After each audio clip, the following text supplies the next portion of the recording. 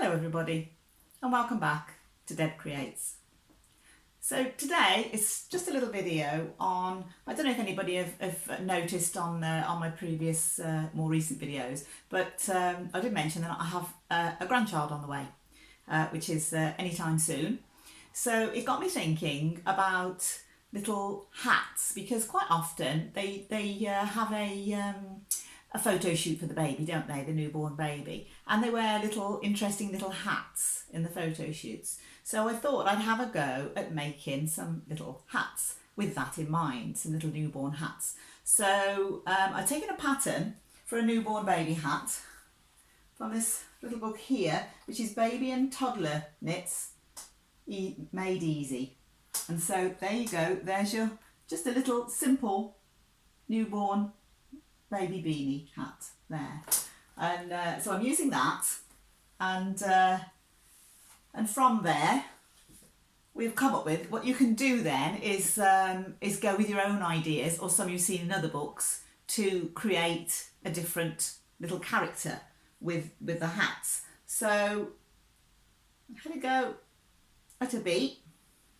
So that's the Buzzy Bee hat. There he is, and very simple to do because it's exactly the same little beanie, just knit and purl, same little beanie with the coloured stripes in. So very simple to do. And all I've done is put some little eyes on. So you've got felt circles with buttons, and these little the little antennae are made from, I did it with a crochet chain and then doubled it over and left the loop at the top. You could also do it with a knitted I-cord, would have exactly the same effect, and then fasten it down through the top. So that's the bee hat. Then we got a bit more adventurous. I went for a lion. So that's the lion hat. So this one is knitted in a chunky wool rather than a double knitting one. I've knitted this one in chunky, and it's got a nose cone, so slightly different. But if so this one I've taken from this book here, and that shows you how to make the lion hat. Their lion hat has ear flaps, but I thought for a newborn baby that didn't seem terribly appropriate, so I haven't put the ear flaps in. So this one is Animal Hats by Rachel Henderson, and there are 25 different hats in here, some crochet and some knitted. And so some very interesting projects. I've made a few out of here for adults and children. So so that gives you instructions on how to make the little nose cone, which is very, very simple. Again, he's got two buttons for his eyes there, one button on top of the other to give him his eyes, and the hair is put in the same way that when I make the dogs with the long hair. So you use your crochet hook, you cut some lengths of wool, put your crochet hook through a stitch, pull the loop through and double it out, pull the ends back through that loop. I like making a tassel really, and that's what gives you, it pins the hair in then so it won't come out, and that's what gives us his mane. So so there's his mane. So so a bit of fun. You can do any colour you like. We didn't go for very realistic colours, we went for boy colours.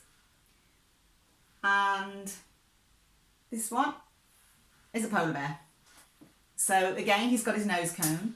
On the actual pattern for this one, it shows you how to do the nose cone with 4 double pointed needles, but I can't be bothered with that. So so I used the same pattern as for the lion, and knitted it that way because that's so much easier to me than fiddling around with lots of different needles. I don't really get that.